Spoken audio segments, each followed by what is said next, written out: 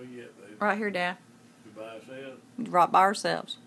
Well, when I first came to the house, police department 1959, I guess, I don't know.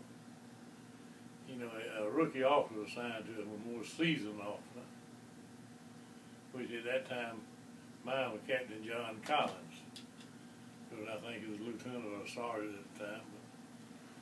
But anyway, we went on patrol and we parked up there on the corner of Watson Boulevard and 3rd Street where the bus shop is. There used to be an old single oil station up there. And it was about 1 or 2 or 3 o'clock in the morning. Wasn't a whole lot of activity back in those days. Anyway, we were sitting there watching a little bit of traffic. The base traffic's about time to come off. We could hear this car winding down Watson Boulevard. So John said, "Get him." I said, "John, he ain't here yet." And about the time this 57 Chevrolet comes zooming by. But the man was driving, he's about 6'6", and he wore a cable air conditioner. Nice guy. But he done been out on the town and have a drink or two. And he was, I don't know where he was going. I don't know where we found out when that wound up going. But anyway, he come by us down there, and John said, "Get him." So I pulled out on Watson Boulevard and gave chase to him. Well, he went to South 3rd Street, and there on South 3rd, going down to Jodytown, which was the color section of town.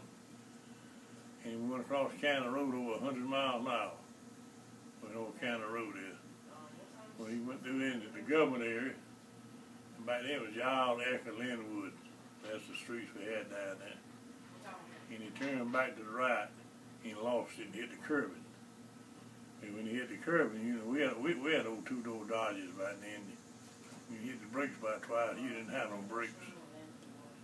But in them cars there had a little center post where you let the vent out, you know. And John hanging on so bad, he liked to pull the vent post out. But anyway, he turned and he lost it. And I was right on his tail, and I turned to stop, and he jumped out and went across that field there in the government area, and John said, "Shoot him, shoot him." Well, you know, I didn't have a whole lot of sense, but I had more sense enough, you know, you don't shoot somebody for a traffic violation. I said, "Well, what the hell?" I said, "I shot in the air a couple of times." And by the time I did, he hit the ground. And John said, "Oh my God, you done killed him, you killed him." I said, "John, ain't no way I could have killed him." I said, "Unless that bullet come down and he fell on his head." I said, "I shot in the air, but I'm a little bit undersized myself." But anyway, there's a little crater hole like you see in the war or something. I don't know where it comes from, back years past, I guess. But by the time I shot, he hit that crater hole and fell. Like I say, he's a big old tall guy. And it scared John so bad, and me too. We run over there, and John's he's about 5'7", a wiry kind of fellow, but he wasn't scared of nothing.